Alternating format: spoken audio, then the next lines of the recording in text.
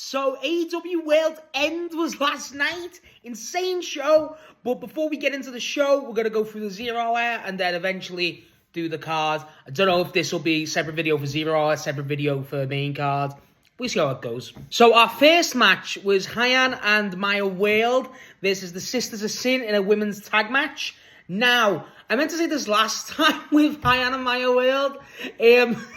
I forgot to say, they have possibly got the worst entrance theme I've ever heard. It sounds royalty-free, and not in like a good way where MJF's is royalty-free. It's not, it just feels, it's so dumb. It's like, it feels like it's one of those songs where you put in to avoid getting copyright. It's insanely bad.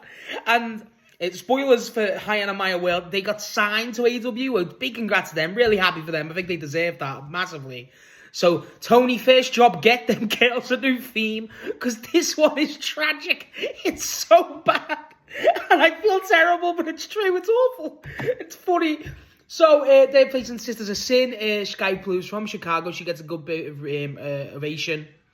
Basic tag match, as you expect. It certainly was a match. Sky Blue got a lot of prominence through the match, as you kind of expect.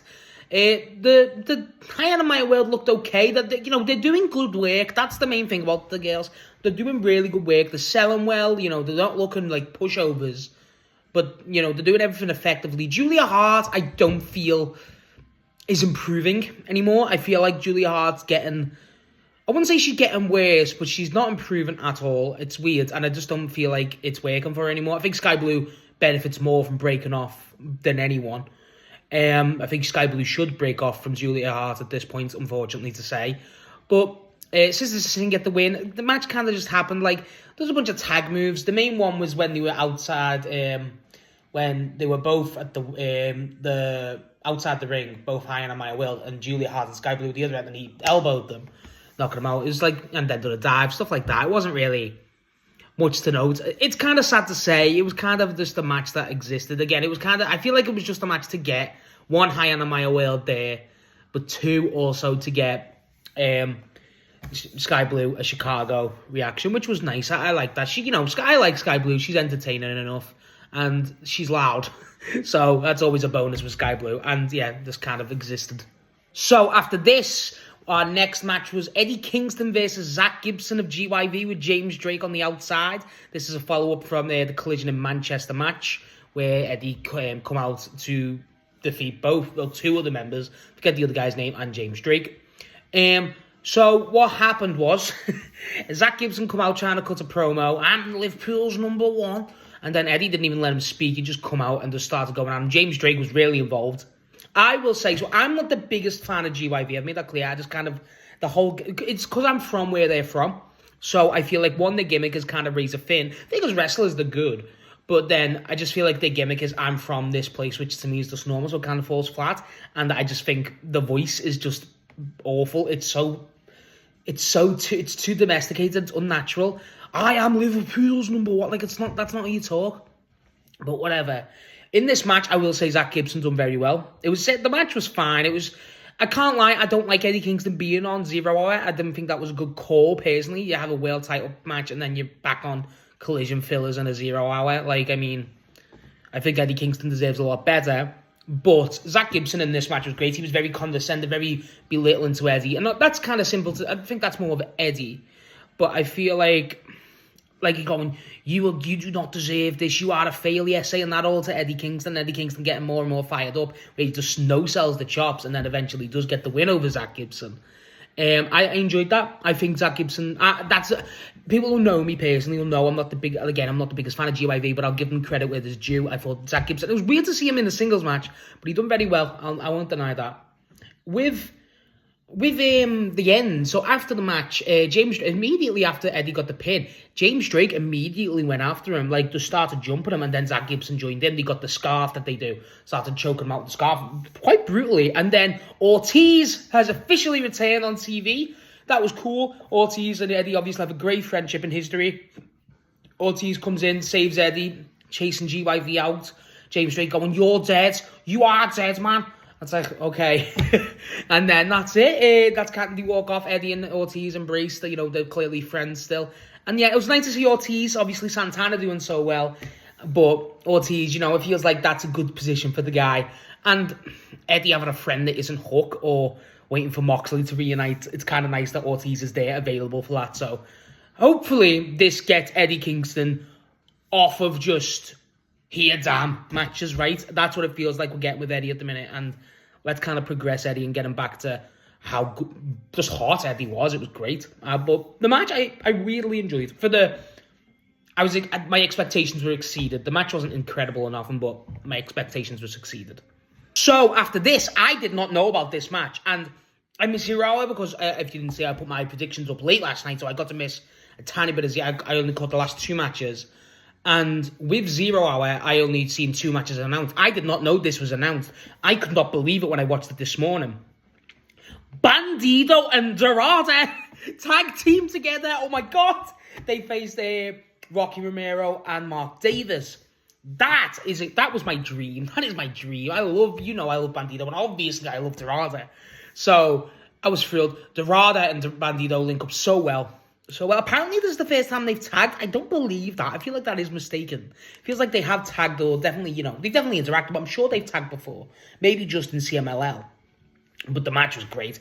I was surprised on a few things in terms of, okay, so one, why Brody King, it wasn't Brodido instead of Brody King, because they've tried to make a point of Brodido still alive. But then also, during the match on commentary, a few times they're going, oh, if Bandido and Dorada team up consistently, they can take the tag team. Like, saying it like it's going to happen. And it's like, well, what's going on with Brodido? At least Brody King wasn't even present. It feels like he could have at least ran out. And then the same with Rocky Romero on the other side, because, I mean, why was it not Trent Beretta? Is he out injured? I don't know. And then Mark Davis, I like Mark Davis, so that was kind of fine. But, we could have either been a trios match, or I'm not going to complain about Bandido and Dorada. It just raises a lot of questions for me about what's going on with Brodido and stuff. But as a match, I mean, Bandido and Dorada team up so well. Davis didn't really have that much to do. It feels like he kind of was just a heavy in the match, what you expect. But Romero's character work, as always, it's very underrated. Like, there's a point where they have them both, like, Dorada and Bandido have him in the corner, and he's like, whoa, and then instantly goes to attack. Like, it's a small thing, but it's how he shifted the expressions perfectly. It was really good, really effective. They really team up well. They finish, they do, the pair of them. It's like, Dorada does his, flip, and then holds Romero down, and then, obviously, Bandido does his. You can tell, like, they enjoyed it. Dorada's agility against Romero is incredible. It's so good. Like, there's a point where he's just doing the flips, just showing off, essentially. Oh, it's phenomenal. I love Dorada. And they both got the win. So happy with that. So happy. This was the best match on 0 Hour for me. I really enjoyed it. And I can't believe I didn't know about this. This is the greatest surprise. This is my Christmas gift. My best Christmas gift I've had is Dorada and Bandido tag teaming. I'm being deadly serious. Really enjoyed this. It's the best match on 0 Hour by a mile. So our final match on 0 Hour was it was an 8-man tag. It was Jet Speed, so Speedball, Kevin Knight, and Jurassic Express, Jack Perry and Luchasaurus versus The Demand, Ricochet, Gates of Agony, Toledo, Bishop Khan, and Josh Alexander joining them. They show little vignettes of Don Callis going, this could be cool, and then Ricochet's like, we won't let you down. It's like, whatever. And then the entrances, Jet Speed get an entrance, like Kevin Knight's going, we're back together, stuff like that. And then Jurassic Express go out to do their entrances. And then The Demand on Josh Alexander attack, cutting their entrance short, kind of normal for Ricochet now. And then they basically, so Don Callis' whole plan wasn't a little vignette, take out Luchasaurus and you're fine. So they carry Luchasaurus out, like behind the back, so it's just Jet Speed in the ring. Jet Speed do well, the flips and stuff. Kevin Knight again, ridiculous. I don't feel like Josh Alexander had that much to do in the match. It was mainly Ricochet doing a lot, which I'm never going to complain about. The guy's just, he starts doing the headbutt, like he does like shine his head, then like dumping off the headbutt, and it was great. Ricochet's comedic work is phenomenal here. But then Jack Perry's like being attacked so much on the ramp too, so it takes him a while to come down. So when he comes down, he gets attacked, then he starts doing well. Jack Perry starts doing really well, realistically, has a good little sequence of Ricochet. And then he gets basically held, taken out, getting ready for the finish. It was Ricochet who's teasing, like, I forget what the move's called, but he's teasing it in the corner, about to go Jack Perry to get the finish. And then Luchasaurus hits the Jurassic Express theme. Now, the crowd are loving it. They're doing, doing all that stuff. But It was so Jey Uso-esque. I just thought it was funny as hell. It was hypocritical, but I don't care. I love Tarzan Boy. It's a phenomenal song. So Luchasaurus does that with the Jey Uso. Gets a second entrance. Everyone's loving it. He's taped up, and then he comes out, takes out Ricochet, chokeslams him with one hand because he's completely taped up. He must have really hit the shoulder. And then they tag Perry in. Perry gets the win on Ricochet. Gets the pin. And then there's a smile camera, and that's the last match on 0 Hour. The thing is, Ricochet got pinned by Jack Perry, so it's set up the national championship being defended, a match between those two on New Year's Dynamite, which is cool. But honestly, really fun. This match is one of those matches where it's quite chaotic to kind of talk about and go over. But I thought it was great. I really enjoyed this.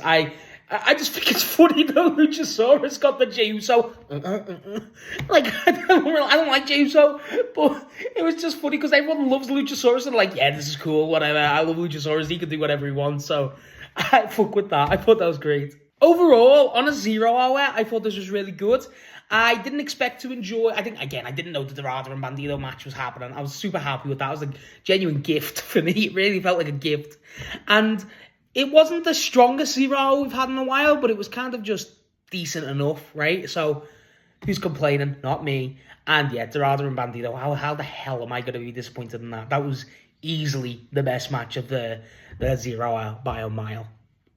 Hi! So, again, World's End was last night. I'm just recording this in case this is a separate video to the 0 Hour, but we're about to do the main card, and oh yeah, this is good. So, our first match, surprising to me, of the main card, I still can't believe this was the first match, was Okada versus Takeshita. Now, obviously, this match has been ridiculously built throughout the year. The tension between these two is rising, and there's obviously the C2 semi-final, and both Don Callis members. Don was on commentary for this match. He was kind of just sitting on the fence, as you normally get from Don with this type of situation.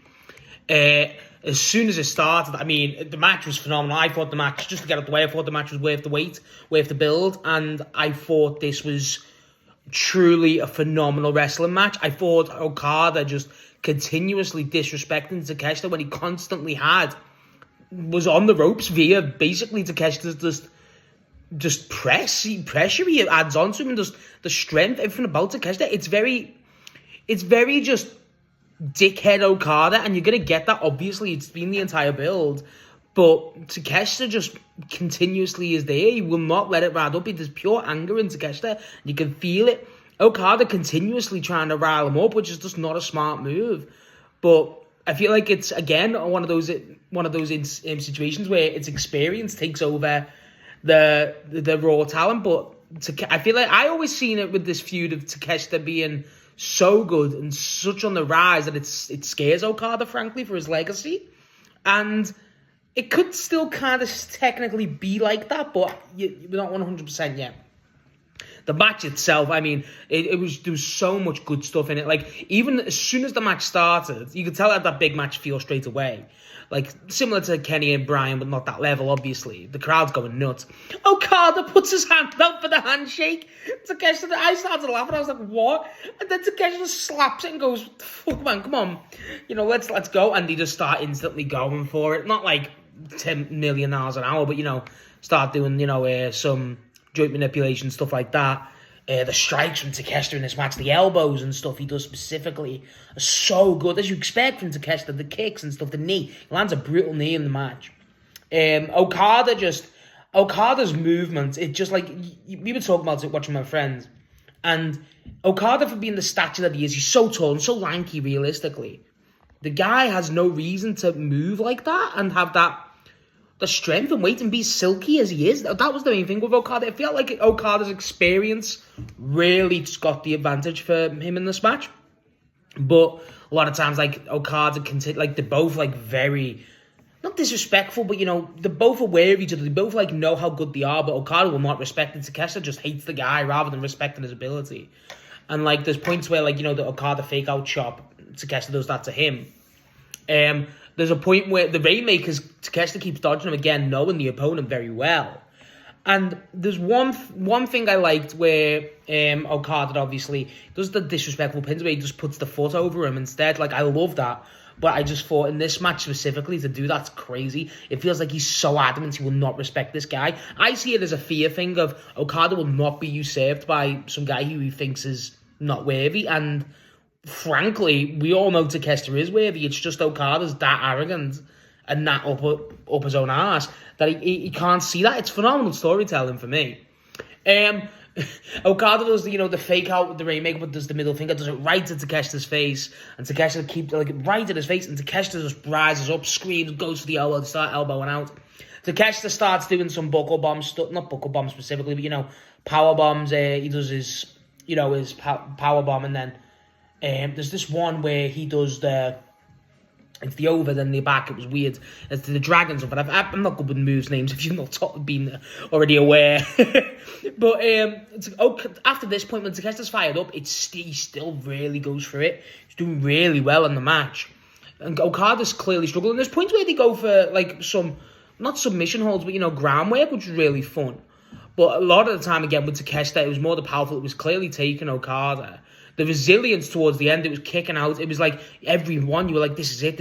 And he wasn't. Okada hits a Rainmaker, and it's not. He maintains the wrist control. It's nuts. Again, the match was phenomenal. But the finish, Takeshita sends Okada to the ropes. He was setting up something, and Okada breaks it, gets to the ropes, puts his heels in the corner. And not the turnbuckle, the thing behind the turnbuckle. Okada's going inside of it and grabs a screwdriver, the Don Callis staple, and puts it in his pocket and goes to hit Takeshita with it. And then he dodges it. And then Takeshita then Okada does it again, going right in front of the ref. And the ref didn't see it. Then he goes back, hits Takeshita with it. I think it was in a Rainmaker, if I'm not mistaken, and gets the pin. So Okada used the screwdriver in the Continental Classic, which, bear in mind, strictly not allowed. No one's allowed by ringside. Obviously no interference to be disqualified. And the only thing that's not present is the 20-minute time limit. Now Okada obviously cheated. Takeshita looks livid. He cannot believe it. And Okada goes through to the final. Now, I thought what was very telling about this after the match was Don Callis, obviously the leader of both guys, goes up to Takeshita in the ring and goes well done, blah, blah, blah. And then goes out the ring and daps Okada up. And then Okada walking around goes, I'm so sorry. That stuff's so patronizing. And Okada's praising the guy. And I'm like, to me, that's it. Takeshita's out. He has to turn on. There's no way he can excuse that. There's been times when Takeshita took 2 super kicks from the Young Bucks to get treated like that. And there's no way Don didn't know about that screwdriver. Oh, it's phenomenal. And please remember that screwdriver because it's important. But as a match, I thought the storytelling was excellent. I thought this was... The C2 matches here tonight were the highlights of the night easily. But I really, really enjoyed this one. I've been looking forward to this one basically since they've started the build between Okada and Takeshita. The tension's been phenomenal, and the match, to say it's been worth that wait, has been really, it's a really high compliment. I think this is definitely not the end between these two. No way. I mean, no way Takeshita takes that statement down. Takeshita's got to turn. It has to happen. After that, that's the turning point for me. There's no way that doesn't happen. I was very shocked that Okada went through. I will say that. I was very shocked. A lot of people, even Adam Cole on 0 Hour, predicted Takeshita to go through. Really good. But I'm a big fan of both guys. I love Takeshita. I love Okada. But I'm not against Okada going. We'll talk about this later. I don't want to say it's the wrong call, because there was no wrong call. It was just, I don't know, I feel like it's kind of, they've nipped this in the bud. I would have had this match as the final, obviously, but I feel like this is definitely being done now to set up stuff later. I don't know if this is an all-in situation, whatever. This will happen again, and for that, I can't wait.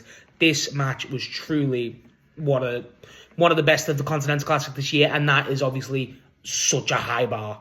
So, our second match of the night was the other Continental Classic semi-final between Kyle Fletcher and Jon Moxley. Now, I mean this when I say this is truly one of my matches of the year.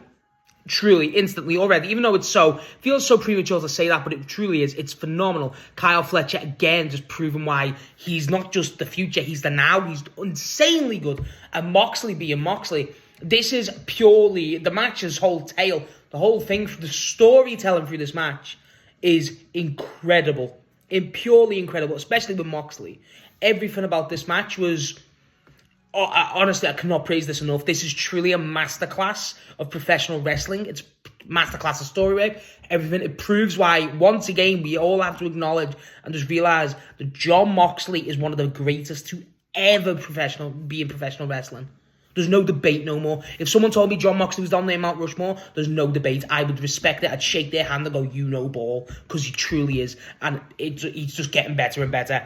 Kyle Fletcher obviously cannot be talked about enough in this match, but it's truly a tale of Moxley's resilience, especially after all the losses and, you know, the reputation he's been gaining, especially with the Kyle O'Reilly tap-outs and stuff. The guy will not quit. The guy will not say die, and I love it. I love it. Kyle starts picking at the ankle toward enough. There's a point where for Kyle's perspective, Kyle's never faced a guy like Jon Moxley. Nowhere near. And don't get me wrong, everyone knows how good Kyle Fletcher is. He's phenomenal.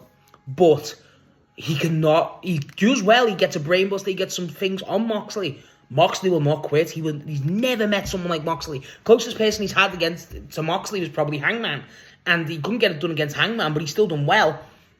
He just, as good as Fletcher is in this match, he's so good. I really cannot, and the character work, talk about Moxley's character work, talk about Kyle Fletcher's character work. His whole thing is he's a young, arrogant guy. He believes his own hype, and that is, as my friend Bishop says, it's because of Don. And that we'll get into that in a second. But this is the problem with Fletcher as a character. He believes his own hype, and it's costing him matches at this point. The cockiness, the ego of Kyle Fletcher. Look at the previous match he had in the last week. He didn't, against Jack Perry. He didn't turn it on until he hit the last 5 minutes. That's when Kyle Fletcher starts going, okay, it's go time. The hype is killing the guy, essentially. And in kayfabe, obviously, outside, he's one of the best in the world.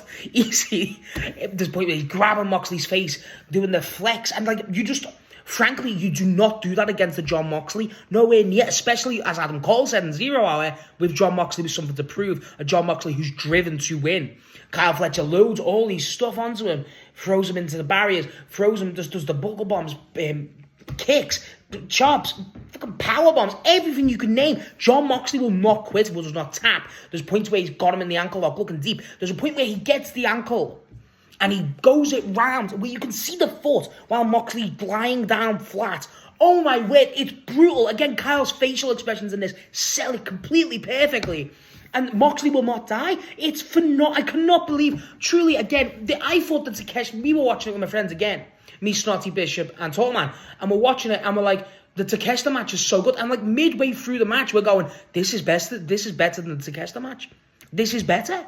And that's, again, an insanely high bar. Truly, debatably, this is the match of the tournament, and that's insane to say. First time matchup between Kyle Fletcher and Jon Moxley. Everything about it is truly perfect. As good as Kyle Fletcher's steel cages with Ospreay, this is debatably on the same level to me. And it sounds very, very early on to say that, but by God, the end in the last 5 minutes, kick out, and they all felt earned, they all felt deserved. The facial expressions, Jon Moxley's going through it. Oh my God, and it's again just pure resilience. It kind of plays into all the stuff that's going on outside of the Continental Classic with Moxley, where the guy is getting harshly criticized for these, shines of weakness, which is completely fair. And then the guy is going, I'm not having this. I will remind you all who the hell I am. I am Jon fucking Moxley. And the guy will not quit. And it feels like that's all in the back of his mind. Everyone's thinking, oh, the ankle. And I love how that's been conveyed throughout the Continental Classic. Everyone's hogging that ankle. It feels like everyone took notice of the Kyle stuff, which is perfect. And this is the payoff for Moxley, this match for me. There's been a big payoff. It's like, okay, Moxley's not weak. Moxley is the man. Oh my God, I cannot praise this match enough. Truly one of my matches of the year, one of my favourite matches of the year, easy. So the finish, just going on to it, is this is why it's important with the screwdriver from the Okada match. Kyle Fletcher goes to the corner because he can't get rid of Moxley. He will not go. So he goes in to get the screwdriver, which was meant for Kyle, but Okada already took it. So Kyle's without a thing. Moxley gets a roll-up and goes through, costing Kyle the match. Kyle is livid. He could not believe it. Don's not even out there to call a match, by the way. Don is not care. He doesn't even go out and make the entrance with Kyle, whatever. He's with Okada. I don't think he believed in Kyle personally. I don't. And again, I think similar to Takeshita, that is Kyle gonna leave the family. There's no way he stays for me. He has to go. Zon's been feeding him the hype. It's clearly costing his ego in his matches now. And the screwdriver is ultimately screwed Kyle just for Okada. And it's like, for me, Proto Shita have to leave. Have to leave after this. It's huge, imperative to me. But again, Moxley, the win, the reaction, everything about him, he's thrilled. He cannot believe it. And yes, the Continental Classic final is set for later in the night. It is the first time ever Okada versus Jon Moxley. Truly a dream match of dream matches. And one of the few left we haven't got from AEW. And we'll get into the match later. Obviously, it's the same night. But super, honestly, I cannot praise this match enough. I really can't. This is easily, for me, the match of the night. And a night full of incredible matches. Truly incredible matches. If you not watched this one, please go out and watch it. If you ever want to, my opinion, understand what makes good modern wrestling. There's some people still out there who aren't sold on Kyle Fletcher, go out and watch this match along with the Ospreay Steel Cage and the Hangman match from All Out. You want to know how Jon Moxley is the fucking man. Watch near enough most matches of Jon Moxley, but this is one of his best in AEW, and the guy's been in there since day one, really. Oh my God, what truly one of the best matches of the year, and I will not hear otherwise. If you genuinely phenomenal match, everything about it, storytelling, in ring, just everything about it. I loved how it tied in with the screwdriver from Okada. I really enjoyed that. I loved that so much. It's showing how it's all obviously interlinked. It shows how far Don has gone with Okada. Obviously, he's going to praise Okada, but he completely feels like he's obviously left Takesh there in the ledge. He's leaving Kyle in the ledge. It's distracting because how much he wants Okada to succeed. It's ridiculously perfect. Honestly, truly one of my favourite matches of the year, and I cannot repeat that enough. Please, please, please go watch it. Phenomenal on every account. So, after that match, we were all saying, God, I wonder how to follow that. And the unfortunate pleasure of doing that was FTR versus the Bang Bang Gang in a Chicago street fight for the AEW Men's Tag Championships. The match was, to be honest, any match going after the Kyle versus Moxley match was an insanely tough task. I feel like these guys succeeded. The crowd were a bit flat, admittedly, what was going on before it. Again, truly one of the best matches of the year. I enjoyed this match. I don't remember it vividly. I should go back and watch it. I'm going to go back and watch a few matches. But this one, I feel like it's a positional issue, and it's not beneficial to it. Juice gets a lot of good stuff in it. Austin comes out with like his trash can and a stick like a Ninja Turtle. That was pretty cool. FTR are obviously just great. There's a bunch of stuff going on. Like with these matches, it's kind of hard to kind of follow. The main thing I can remember is Bang Bang Gang were getting on top of them again, similar to Manchester. And the main thing I can remember is obviously there's a lot of table setups and stuff. Stokely breaks up a pin to stop Bang Bang Gang getting the win, and then obviously it's Juice who looks at him and goes, "What are you doing, Mo?" And then Stokely's like, "Whoa, I've got nothing to do with it," and pushes Stokely through a table. Stokely falls out, doesn't even break the table, and it's like I think it was Simon Miller who said it. It's like that's the most Stokely table break ever, and I'm like, that is completely correct, truly. Cash put him through Austin through a table. Austin goes out a few times but makes a resilience and come back. Juice just looks unstoppable. Juice is the MVP of this match as always. And I thought the weapons introduced was cool. I feel like they could have got a bit crazier with it. I do. But they never. I feel like, again, it was just an unfortunate position for those guys to be in. But the match delivered. FTR did retain the match. The ref took a bump and then they used the tag titles to hit Juice and stuff. They got the pin. And the match was good. I feel like I'm downplaying the match. Again, it feels like it is a positional issue. Following, again, that match between Moxley and Fletcher to this it's definitely a fall-off, obviously, but most matches will be. It's not a discredit to this match. It's just the first half of the match definitely felt flatter because of the crowd. It did pick up towards the end, and the finish was fine. It's a usual FTR heel match, and it felt like, personally, this match was on the card because the Manchester match was so close to Full Gear, to World's End, that they didn't really have something in place. So it's one of those. I did say before it, my prediction, I really did think that we were going to get a Jay White return or even a Copeland and Christie in return. We didn't. I was quite surprised about that. But again, I enjoyed this match. Again, I do recommend rewatching this a few days after, or watch this isolated. Don't watch this directly after to catch that debatably after the first two matches, because again that has a habit of happening for a lot of matches where they are unfairly judged because they're sandwiched between, well, not even sandwiched, just following some phenomenal work, and it doesn't really hold up, but the expectations through the roof. Because of that, it's kind of hard to meet. So I do recommend watching this match back. Let me know what your thoughts are. I enjoyed this. I just feel like it's, again, positional issue, and I do feel like they could have shown a bit more. Austin, I will say, the guys bleed like hell. The shots of Austin Guns bleeding out, and it's incredible. The visual, the colour of it really adds to it. That's when the crowd starts to liven up again. But besides that, the match was solid. I will not deny that. It's just, for me, it lacked a little something. And I feel like that was probably due to the position. So I'm going to go back and rewatch this match someday. And honestly, I'll probably reevaluate my opinion then. So, our next match was the Women's Tag Team Championship match between the Babes of Wrath, our inaugural Tag Team Champions, and Mercedes Moné and Athena. Again, nice to see Athena on AEW TV. Now, this match definitely lacks... The big noticeable thing about this match is Harley Cameron is in the ring with three women that are, brutally to say, leagues ahead of her. I'm not denying the improvement of Harley Cameron. I'll always vouch for that. But she's not on the level of Willow, Mercedes, and Athena, nowhere near. It does feel like she does get targeted because of this in this match. Willow's in phenomenal form this match. The strength she shows in this match, the lariats she hits, I mean, Jesus. And then, it's always nice to see Athena and Mercedes. There's not as much character work as I thought there would be in the match. I thought there'd be a lot more, and I feel like they suffered at the build on that. I feel like they could have built this a tiny bit more in terms of the characters. It feels like, oh yeah, we got the pin in Manchester, why don't we go for the tag team match at World's End? And Mercedes is like, that's great. That's it. The match was... The teamwork aspect for me is still not there, I will say. The Babes of Wrath are still a bit raw to me, and I'm not really a fan of that yet. I'm still taking a bit of time to adjust with the Babes of Wrath. Not a discredit to them, I just feel like the Babes of Wrath for me are... I don't feel like they're strong champs. I don't feel like they look like champs. I feel like the women's tag scene is still looking very...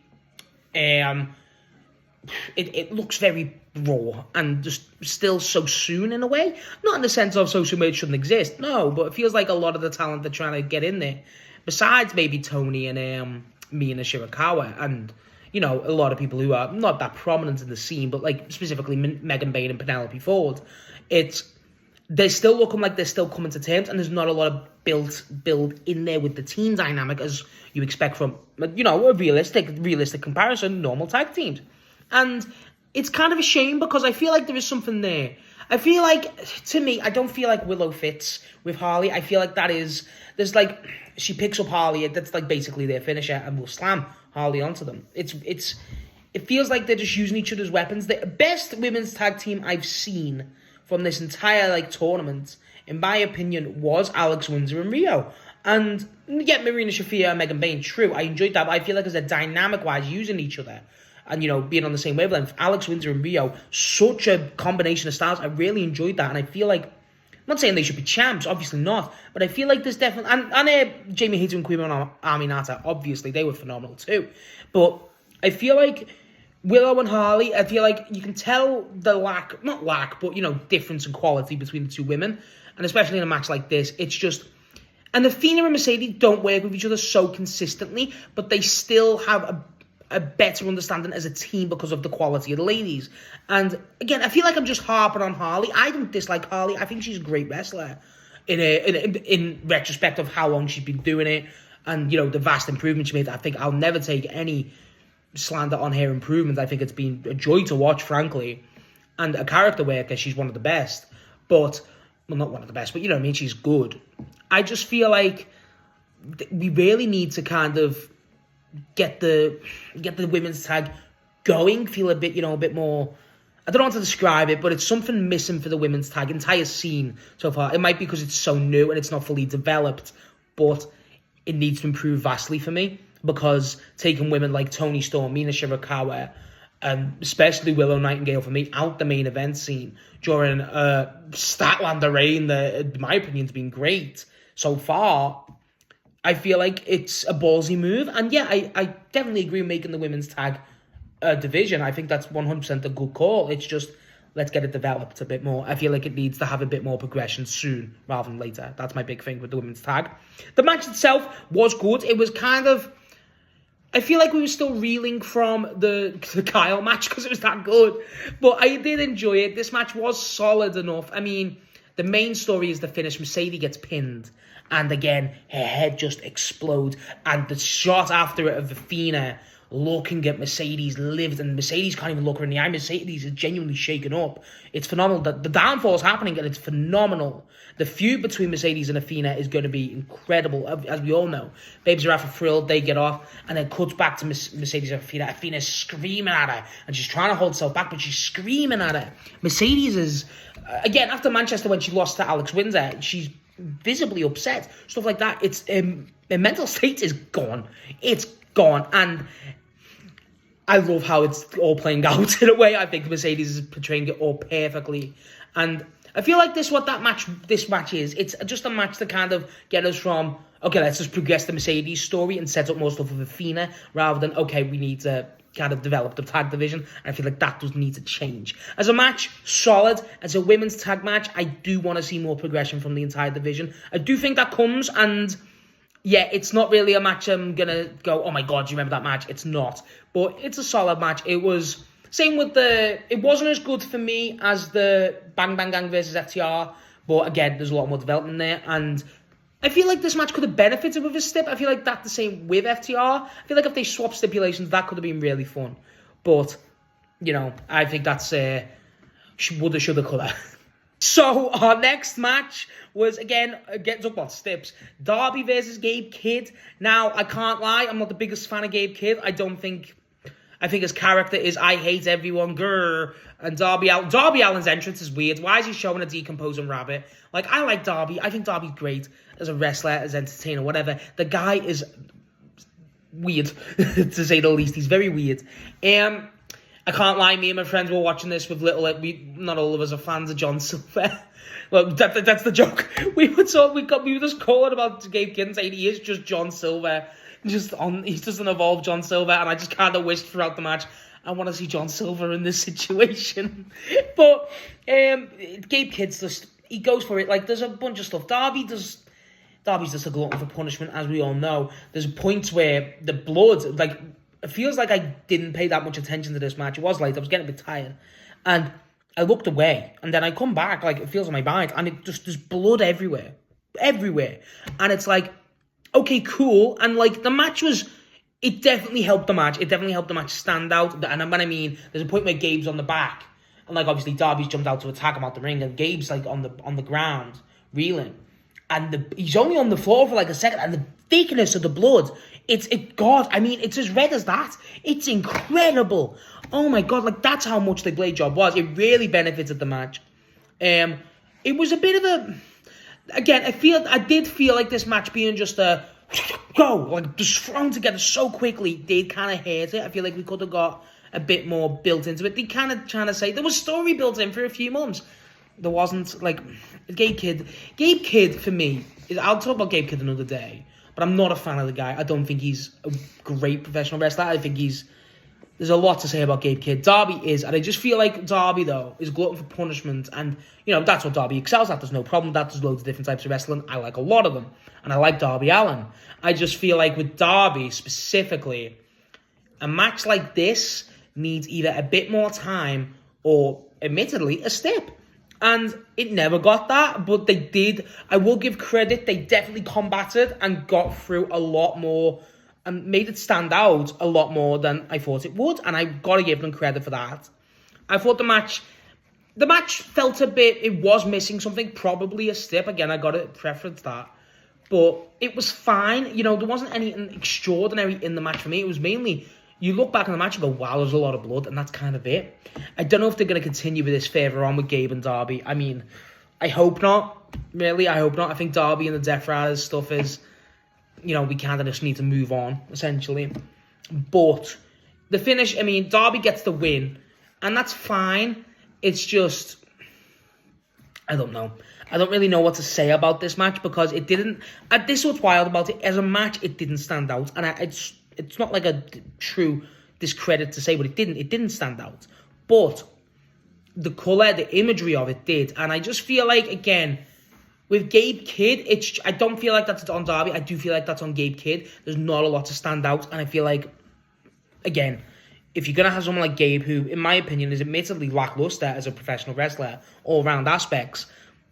You need to have something a bit more interesting. And the colour does help it visually, but as its match and everything, I didn't get it. And it's not a bad match. I will not say it's a bad match. I will not say that at all. It just missed something. If I'm watching a match with Darby Allin in 2025, and I'm wishing he was against John Silver of the Dark Order, Toddler Baby, Tyler One, I mean, that to me is a problem. And I don't think that's on the match. I think that's on him. And I think it affected the match. And I feel like that's where I'm at with this match. Again, I don't want to make this I hate Gabe Kidd, so I hate this match. I don't. I feel like it did some things slightly well. There was nothing that sticks out to me. There was a lot of hard hitting, obviously, and the colour greatly benefited the match. And I think it benefited the pay-per-view to make more stuff stand out. But I just think, I don't know, Gabe Kidd for me is just pump the brakes on him, you know what I mean? Let's hold on a bit for Gabe Kidd. I wouldn't just put Gabe Kidd in a singles match on a pay-per-view. I think that was a bit of a ballsy move. Not to say it didn't pay off, but it definitely didn't hit on all cylinders, let's say that. So our next match is the Conglomeration versus the Death Riders in a mixed nuts match, or whatever it was called. Basically just 4v4, mayhem, intergender. Pretty cool. It was obviously Cassidy, Briscoe, Roderick Strong and Tony Storm versus Marina, Claudio, Garcia and Yuta. Yeah, this match was just straight fun, to be perfectly honest. There wasn't really that much. I think it was longer than what it felt like, and that's kind of a good sign. What the main real thing was at the start, it was just in and out, everyone coming in, everyone coming out, having a little spot with each other. Obviously, with the two women involved, Marina and Tony, it just kind of went of, will he hit them, And, they teased it a lot. I love that. The other main thing that kind of happened was Tony just being... Tony was on top form, so was Cassidy. Tony's like getting... Claudio goes up to do the upcut, always going to try and get threatened by them.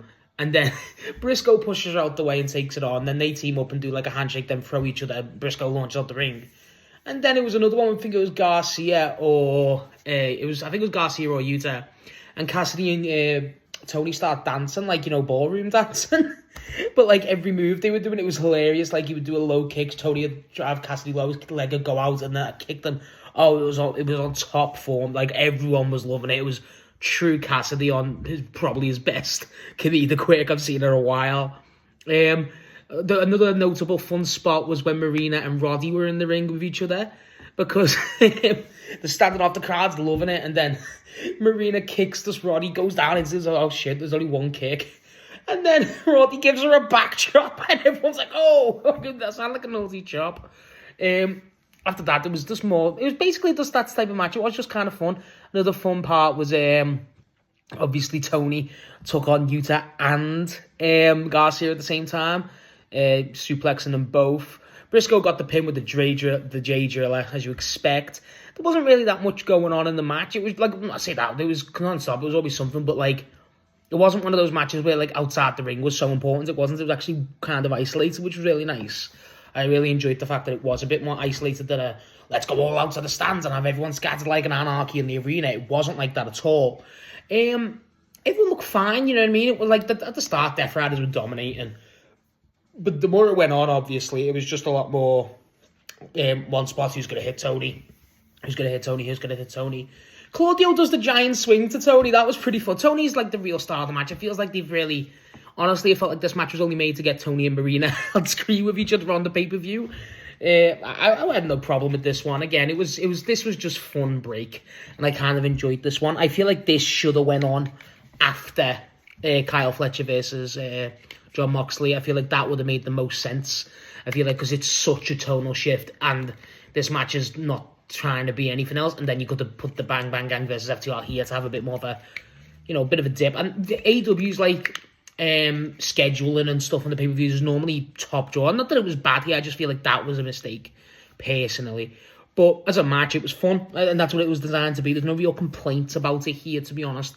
It's not like a match that's so like, oh my god, the Cassidy stuff's funny. The Cassidy and Tony stuff here is hilarious.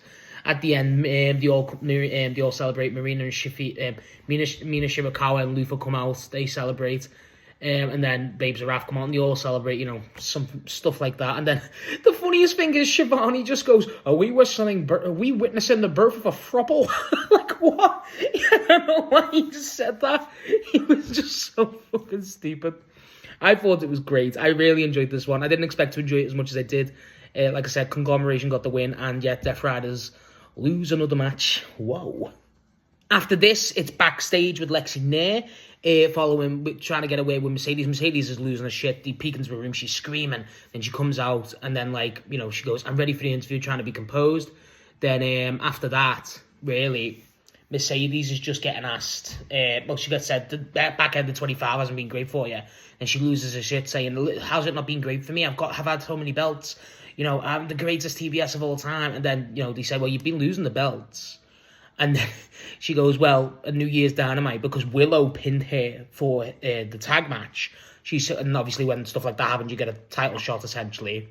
Mercedes straight up said, Willow, New Year's Dynamite for my TBS championship, I'm going to kick your fucking ass. And I love that. I love that little more split, bit of an edge to Mercedes. I feel like because she is so, egotistical and just funny, I think Mercedes is hilarious.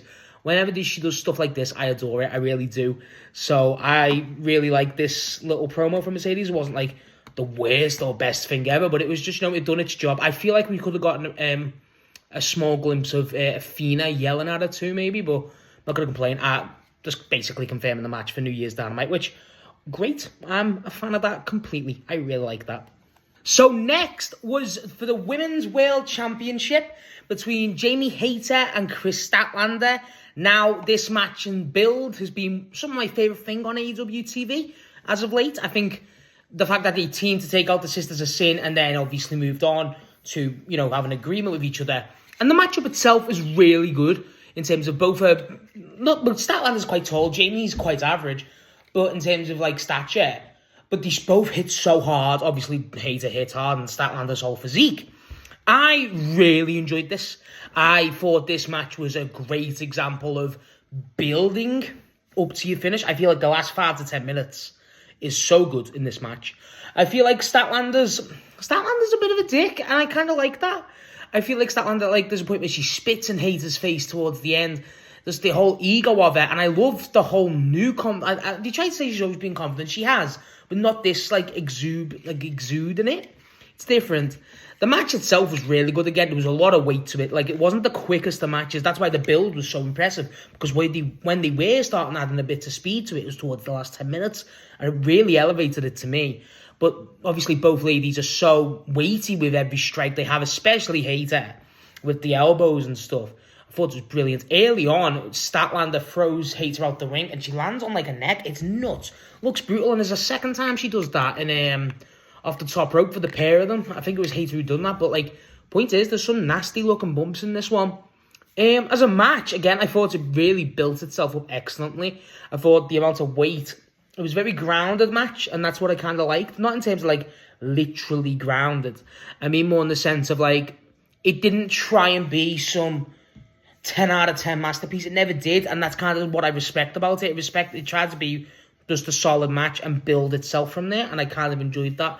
It was a very principled match where strikes are heavy, strikes are going to build more, the intensity is going to build more. And yeah, it was one of those where Statlander obviously dominated the first half, then Hayter come in to a lot of it the second half after it, and then when Statlander got a bit more confident trying to get back into it, she went for the body splash, fucked it. And then it was just back and forth, back and forth. That's exactly how the matches like chart would go.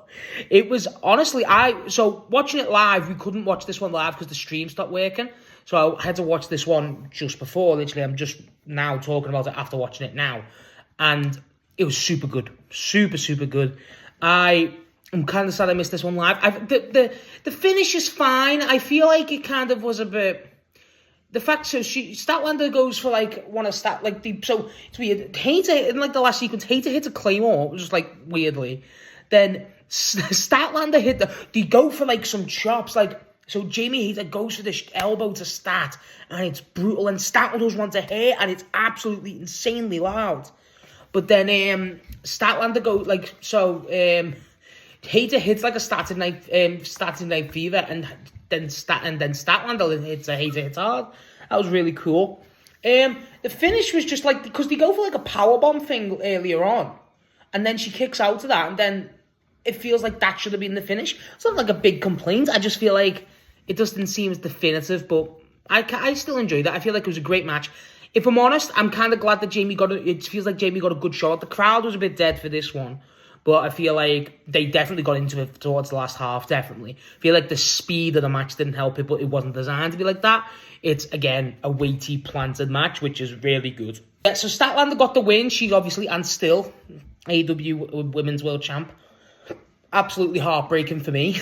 I think Statlander moves on to Tekla eventually. I feel like that's what's going to happen. I hope they don't leave this open-ended for Hater. I feel like it's a big worry. I worry about her fitness. I want to know what gets said about her actual fitness because there's a worry that she genuinely could have really hurt her neck in this match. It really looked brutal. But match was solid. I really enjoyed this one. Again, Statlander spitting, that was kind of wild.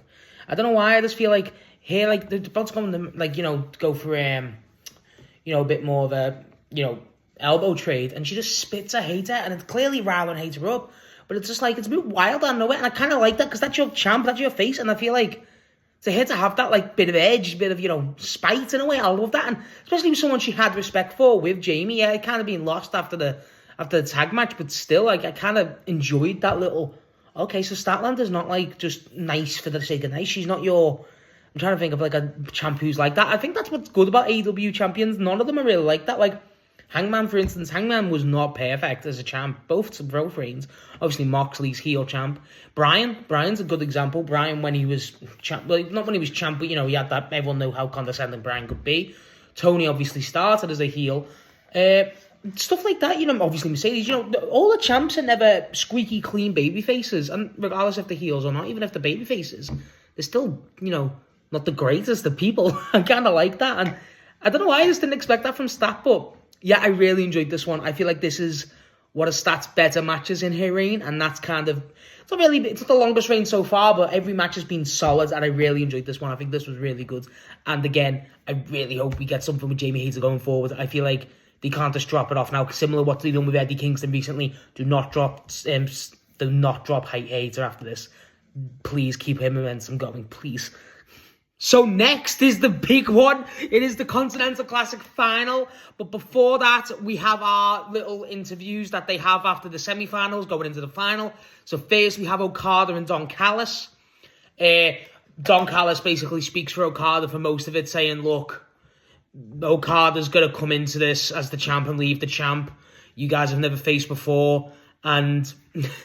he will make John... He's been waiting for this day for years because the scar on Don Callis' head is because of John Moxley from years ago. I think it's over 3 years ago now. I think it was during the Kenny feud. So, during that, and yeah, so then Okada joins John Moxley. You'll never beat me. You may be good, you never beat me, and you never will, because I'm the greatest tournament wrestler of all time. Then he signs off, obviously, with a bitch. Solid promo from Don and Okada. I like Okada when he speaks more, so I get why Don speaks. He's such a good talker, but I like Okada to speak a bit more. Now, Moxley's promos. Moxley's so cool. Everyone loves Moxley. He looks like he's getting emotional, saying how much he loves about the Continental Classic. It's a beautiful thing. It's a reminder for why you start wrestling, lace up your boots, goes out there to prove that you're the best. And then the line that I love, he goes... before he says that, he goes, look, you got Kazuchika Okada, and he's described to be up there. I was always told I'd never face against these guys. That's what's great about this tournament, that I can prove all my hard work that I can go against this guy. And then he just goes, it's a hill worth dying on. Then he stares at the camera dead straight, goes close and goes, so Kazuchika Okada, you're going to have to kill me, and walks off. That's the sickest shit. This is why Moxley's the fucking man. Oh my God, I love. They're not as good as Ospreys from last year. They're let's fucking go, lads. It's not as good as that, but like, what is? But that line, it's a hill worth dying on, so you got to kill me. Oh my God, I don't know why. It's so simple, but it's so effective, especially coming from Moxley. Oh my God, what a night for the man. I love the guy. So, we finally got into the match of Jon Moxley versus Kazuchika Okada for the first time ever. Now, the match itself, I mean, I think it was a masterpiece. I really do. I think it was a really good match. It wasn't as good as Fletcher Moxley, I'll say that right now. Either as Fletcher's Takeshita versus Okada, in my opinion. But it's such a different style match. It's slow. It's obviously got a lot more weight to it, but I think the story told through this match and the Kyle match with Moxley has been phenomenal. The guy they put it over on commentary a lot, where obviously, we know Moxley's back end of the year, the guy's being forced to tap out, he's been made to look weak, and there's been loads of doubts about the guy. And his ankle gets targeted every match. And the guy, but Okada's picking him apart, like, for a good bit, like, he's toying with him, like, stuff, as you expect with, going for the ankle, going for the leg, really destroying Moxley. To the point where he gets caught on the ropes, that looked nasty. But it's a lot slower. It's not like a flurry of strikes. The most you probably, speed-wise, you get in the match is probably, the strike-off they have with the elbows. That's it, and that's not a problem. It didn't need that. It was a showcase of two, honestly, veterans, that's what it felt like. If you compared both of their semi-final matches between young guys who are going to take the wrestling world by storm for the next how many years like they did, it's so much different because them young guys are rushing them, showing their young age. These guys are both similar positions in their career, both got similar legacies, and it's crazy. Okada's got the more, like, they've both got so different wrestlers, though. Okada's got, like, this legendary, like, status of, like, he'll just destroy you, like, drop kicks, his length, his cold, stuff like that. Moxley's scrappy. Moxley will find a way, and Moxley will not give up at this point. And there's the tale of Moxley through World's End is phenomenal. Of the guy will not quit. He wants it. He's hungry for it. He's willing to die for it. And I really enjoyed it. I really enjoyed this one. At the start, again, Okada goes for the handshake, and Moxley just does, the right finger right to his face. And obviously, Okada's like, well, okay, fuck you then. The match itself, like I say, it's very slow. I don't want to say melancholic, because I feel like that's the wrong description. But as a match, it's slow. It's obviously got a bit of weight to it. But the crowd is silent for a lot of it, and I kind of like that. It's not because it's a bad match. It really isn't. If someone tries to say this is a bad match, I don't think this is the type of wrestling that's for them. It feels like just, I don't want to say art, because I feel like that's a cop-out, but you know what I mean? It does feel like just a showcase of these two phenomenal wrestlers, and it's kind of like, the match and the occasion itself's kind of making you go, okay, look, these are two of the greatest ever. One of the greatest Japanese wrestlers ever, one of the greatest American wrestlers ever. One pioneered Japan, one's pioneered America. It feels like these are two representations of both industries in a way, both different styles. Similar to how Claudio and Takeshita was, where, like, that's representing New Japan, that's representing CMLL. This feels like that, where it's just two titans of wrestling as a whole, as the industry, facing off. And I really enjoyed that feel. It really had the big fight feel. Obviously, it's the C2 finals, so it's obviously going to have that. But I mean, just by the two facing, I feel like they had a good chemistry, character-wise, too. I feel like the fact that Okada's more of like a not condescending, but, more of like a, sneaky, uptight heel, but Moxley's just a dick and he will not care. Like, towards the last round of the match, Okada does a low blow to Moxley after pushing him into ref. And then, tries to take advantage. And Okada goes out to get the title, comes back in, to try and get it so Okada could go for another dirty move on Moxley while the ref took the belt back. Moxley low blows him back. And, I love that. I love that type of psychology, because for someone like Okada, I don't think I don't want to speak certain because I'm not that familiar with New Japan as much as I am with AEW. But the guy, I don't feel like he's ever faced a guy like Moxley. And similar to Fletcher, I feel like that's what's really driven home with this entire night is no one's like Jon Moxley. Like, you feel like you can do a low blow, he'll just do one back. He does not care. The guy will find a way to win. When he says he's willing to die on a hill, he will die on that hill. And I love that. I feel like the Rainmakers were effective, but the fact that Jon Moxley hits a Rainmaker to Okada and Okada kicks out at 1, that was sick. A lot of it was just obviously Okada attacking the ankle of Moxley, as you expect. That's kind of given now at this point. But the fact that Moxley will not give in is phenomenal. I feel like that's the main thing, symbolism to me, where that was what Moxley's weakness. That's what people will go for because they know Kyle got him with that.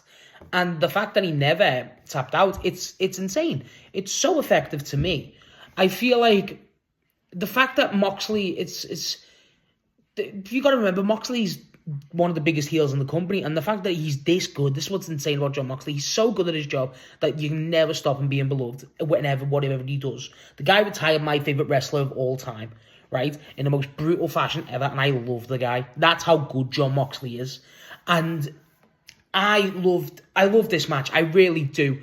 I just feel like it's such an unusual match where it's like it just let itself breathe, let itself play out, and I really admire that. I didn't want it to be like just trying to be something that it's not. I don't want it to try and be like Spotfest. I don't want it to try and be Kenny Okada. I don't want it to try and be Moxley versus Yuza, stuff like that. I don't want it to try and be like that. I wanted it to be Okada versus Moxley, and that's what it was. And I love the fact that I just relished in that. I thought Moxley is just resilient again, like I said, is the main part of this match. I feel like what was wild with it is the finish was great. I feel like, I don't want to say Moxley beat Okada clean, but he feels like he does because, like I said, with the low blow, but then Moxley low blowed back. So it kind of cancels it out. So it's not a clean win. But point is, Moxley hits a stomp yet again, which is stomps are being ridiculous as of late. And then he gets a Death Rider on Okada and gets the 1-2-3. The crowd goes off.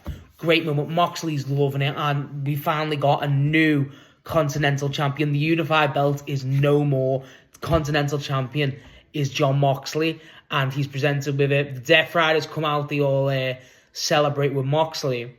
And then Shivani's in the ring and gives Moxley the mic. Now, the promo Moxley, this is quite unusual for Moxley. Shivani goes, well done, you did it. You're multi-time champion. This must feel great. And he goes, to hell with that. And he dedicates. It's very out of character for modern day Jon Moxley, and I think I'm weirded by it. And I love it, but it's weird. It's one of the greatest Moxley promos I've seen in a while. Not saying something because the guy's on the run of his career, debatably. The guy just comes out and just says, "This championship's for everyone who's hardworking, everyone in this tournament who comes in every day, for my teammates in the ring, just dedicating it to people." And he's dedicated for all the wrestling fans who dedicate all their money. Love that, getting over. So this is essentially, this is kind of him turning babyface, but in a weird way. I'll talk about that in a minute. And then he basically says, because this, in a company like this, we are the elite and we want to be the elite and we'll not give up, and anyone who doesn't give 100% isn't worthy and stuff like that. And I love that. And then it ends the promo. And the Death Riders, standing there, looking on and stuff like that. And it's applauded promo. Now, the problem I have, quote unquote, with this is, they've put over throughout, even in the match multiple times, and throughout the night, that Jon Moxley retired Bryan Danielson in that same arena at All Out last year. One of the worst days of my life. But they put it over multiple times. And I think, personally, I hate being the guy to be like, well, this was should have done. That was the time to do the Death Riders 10. I feel like it really was. I don't think you get a better time than that. I feel like you've teased it so much. And the fact that was, in my opinion, the most perfect time to strike. Could have been the most symbolic irony ever. Moxley at one of his highest wins the belt, and the Death Riders take him out because he's changed that much.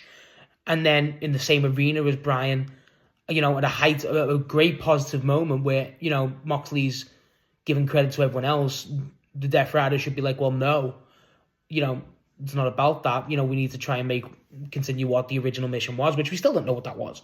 But it's a weird situation because I feel like that was the time. I really do. And I don't want to take away from them because I do adore it. I really do. It's just, I'm going to make a separate video, I think, tomorrow or something about Moxley and just the entire situation with the Death Riders at this point, because it is getting a bit weird. But as a moment, I love it. As a match, I love it. I think everything about this match, it feels like we got our big blowouts in the semis, and then the final was just felt like an epilogue, even though it wasn't. It's weird. It's really weird. I will say I'm surprised this isn't the main event. Obviously, I know why. It's the World Championship. Always goes last most of the time. But it feels weird. I feel like this should have been the main event. It's the whole point of the pay-per-view in my eyes. And I get why it never, don't get me wrong. But still, I feel like this... A lot of people... I'm going to talk about Moxley and the whole Continental Classic in another video. But I really enjoyed this. I really did. I enjoyed this match. Again, it's not better than the Fletcher match. I've enjoyed the entire Continental Classic. I think this was a great way to end it. I think it's the best Continental Classic they've done in the last 3 years that they've done it. So, I really enjoyed this. And I think, honestly, I hope we get Okada versus Moxley in the future too, because that was a great match. It really was. And I look forward to seeing Moxley's reign as the Continental Championship, because this will fuck. Now is our main event of the evening of the pay-per-view. We have the AEW Men's World Championship Fatal 4-Way between current champ Samoa Joe, Hangman Adam Page, Swerve Strickland, and the MJF executing his contract to get in the match. Now, as a match, they're still at the longest time, and matches like these they're not really necessarily your ordinary matches. They're just kind of, it's very close who gets the win. So there's a lot of pinfalls, a lot of stuff like this. I thought this match was fun as hell. I thought it was excellent. I thought they knew exactly what they were doing. I think for the first half of the match, Swerve absolutely stole the show. I think Swerve's stomps, his earlier game, everything about Swerve he was controlling the match. It felt like him and Hangman teamed up a lot in this match, and I like that a lot. I feel like that's shown. Obviously, they know there's a common enemy in Joe and Max, but with them two, they don't like each other, but they'll still work with, that sort of thing that they established 2 weeks ago, I think it was. I feel like with Swerve in this match, I think Swerve looked a lot stronger than he had any right to. I feel like Swerve and Hangman were kind of the write-offs in this match. Same with Hangman, but I feel like Swerve was more prominent, especially in the first half. Joe was good in it. Joe's weight was so, and his stature, it was like there's a point where MJF is outside, Swerve dives onto him, and then Joe dives out like a fucking boulder. I love that. I thought that was great. That's just sums Joe up in this match. A lot of locks. There's a point where Max gets Joe in a lock, some sort of pin for whatever. Oh no, it's the other way. He has Hangman. No, he has Swerve in a pin or something. It's one of the two. Hit Swerve or Hangman, and then Joe has, I think it is Hangman in the Kikina clutch. So MJF has to give his lock up to go and break that one. I thought that was really interesting. Shit like that. That's what this match is full of. One thing I loved at is the match itself was very focused on, especially in the early half of it, not getting MJF near it, and it was kind of written as kind of seen as a gag at some points, but it was also I kind of enjoyed that. MJF was clearly, a threat to everyone because they know his plan of, let me just take advantage of the work. But I will say I really enjoyed this version of MJF. I'm a big MJF fan. I don't think I've made that clear. I am quite a big MJF guy. And I feel like with MJF in ring, one, he obviously never gets the credit he does. We all know that. But two, I feel like Max is very much... I feel like there's a reason a lot of people who follow WWE like Max a lot, because he's very choreographed and very, not sports entertainment, because that's not fair to the guy, but that's his whole deal. He's very entertainment. He knows what he wants to do. There's not a problem with that. You like what you like. I enjoy it personally too. But I feel like with Max in this match, he looked the most driven and most serious we've seen Max in a while. And not that he's a goofball. I mean more in the sense of the guy looked like, a lot of time when it's hard to describe and articulate. But, say if you, with Max a lot of time, he'd be like, well, I'm this smart, and he'll explain why. I feel like there's times where he's had to prove how, much of a mastermind he is, so to speak, where he knows all three of these guys are ridiculously dangerous. He's got a negative record against Hangman, 1v1. Joe has beaten for his title and been a big pain in the ass, and he knows how good Swerve is. So all of those guys, and he knows how to calculate. You can tell MJF's is figuring every single thing out, every single calculation. It feels like this is the most locked in MJF's been, mentally and match-wise. And I really enjoyed this version of MJF. He seems a lot more serious rather than... I don't want to say not serious because I don't mind. I think MJF's goofball-esque stuff is part of his charm, and you don't want to take that away. It's just... It was a really different MJF, and I really enjoyed it. I feel like he was still... It wasn't as much as, like, you know, showboaty as lack of a better term for MJF. And I think that's kind of a good description of it. That's what I like. Joe, again, was great. Hangman in this match. I feel like Hangman I think Hangman will get overshadowed in this match, but I feel like Hangman's done very well. I feel like Hangman's book shots were obviously very prominent. The Swerve hits him with a dead eye. I really enjoyed that. And then Hangman with MJF. He just kind of, every time, like, there's a lot, like I said, there's a little gag in it, like, in the match, towards the start, where MJF's trying to get in the ring, and Hangman mainly just kicks him out. Like, people will focus on the guy. They won't let him go anywhere. But with Hangman in this match, I feel like him and Swerve have, obviously, the interaction you expect, where they stare each other in and start beating each other up. I feel like... it feels weird. I feel like Hangman in this match with Swerve, this entire little interaction where they go at each other, isn't, I don't say not worthy, but the commentary is like, oh yeah, the best rivalry in AEW, which I do believe it is, but it's also, okay, so it doesn't feel like there's any weight to this one, and that's the weirdest thing for a Swerve Hangman thing. It feels like there is no weight to it, in terms of, like, there's no true motive, for lack of a better term, and between those two, that's very weird. I do enjoy it. I enjoyed this match. Towards the end, obviously, when it's looking a bit ropey, Swerve has Joe basically ready to go. And then Hobbs and Shibata and Hook come out. Hobbs throws Swerve off, starts beating Swerve up. Shibata just jumps straight to MJF. And Hook goes out to then grab Hangman, throw Hangman in the ring. And then Joe hits Hangman, gets him with the clutch, and then Hangman kicks out. And then at a 2 count, Joe and Hook are both arguing that it's a 3 count. Hook's going, open your eyes, Bryce, stuff like that. Then, there's a bunch of chaos going on. Nana's outside the ring all the match, obviously. And then Joe says, get him out of here. So Hobbs and Shibata go up to Nana, grab him up, and then Swerve hits a stomp on the both of them. Swerve stomps in this match are great, by the way, I will say. He does one to Joe when he's on the turnbuckle. That was great, too. But he does that, and that basically writes Swerve off, it feels like. So then Hangman's in the ring with Joe, and he knocks Joe out. I think it was just a lariat. And then he stares at Hook while Joe's on the ground. And I opened out loud said, Joe, you are, not Joe, Hangman, you idiot. Because he goes to grab Hook instead, and then Joe goes for the pin. And Joe goes to set up a pin. Hangman breaks it, goes for a buckshot on Joe. Well, Hangman gets a buckshot on Joe. He's still standing because of the stature of the guy. Then he goes for another, stands up to the stature guy. One more will do it. Hangman knows it, so he's calling the crowd. And then when he goes for the third, MJF gets in the ring, pushes Joe out the way, and then low blows Hangman, and then throws Hangman out the ring, and then drags Joe back in, hits Joe with his... what's it called? Like, basically, I don't know what it's called. He goes like that and then hits him in the leg. I forget the name of the move. And then he gets the pin, and boom, that's the end of the match. MJF sneaks the win away from Hangman, which I thought was perfectly executed. I think the ending to this match was absolutely perfect. I will say that. I feel like they really, really knew what they wanted to do with this. And I feel like the one time they didn't keep an eye on MJF, it worked. And I feel like that's perfect. MJF, your new men's world champion for the second time. Huge deal. I'm happy with it. I'm really happy with it. Swerve, Hangman, and Joe aren't happy with it. They look distraught. The shot where he's over Hangman is great. MJF's popping off already. Cry about it. Because I'm fucking better than you, and I'm a generational, stuff like that. And then when he's going out the ring, this is just how naturally funny MJF is. He's got the belt and still got Samoa Joe's side plates on it. And he goes, first thing I'm going to do is get this shit off. Oh, it's coming right off. Oh, just funny as hell.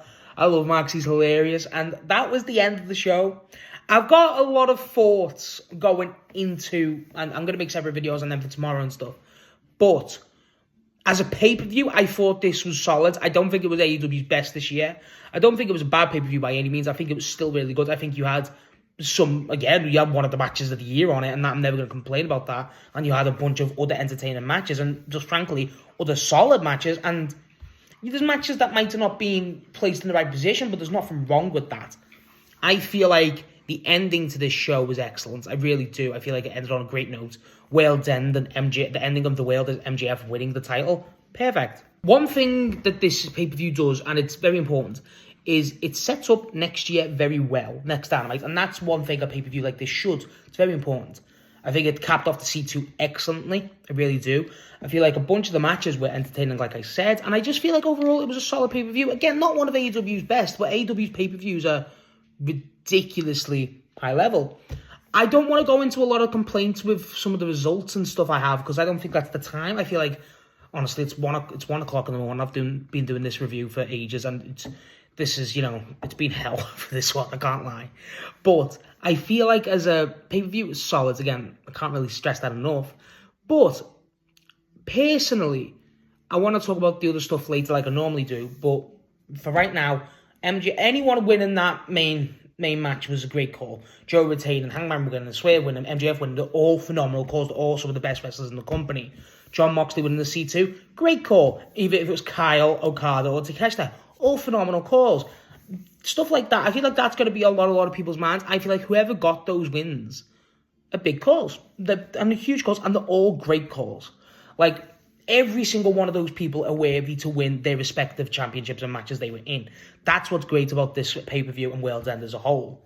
I do feel like there's a few things with World's End, again, I'll talk about these in another video, because, again, it's not the time, that, I feel like some stuff where it didn't have to be in, like a specific example, I don't think Gabe Kidd and Darby Allin needed to be on this card. I don't. I feel like that was kind of needless. You could have done something else with that.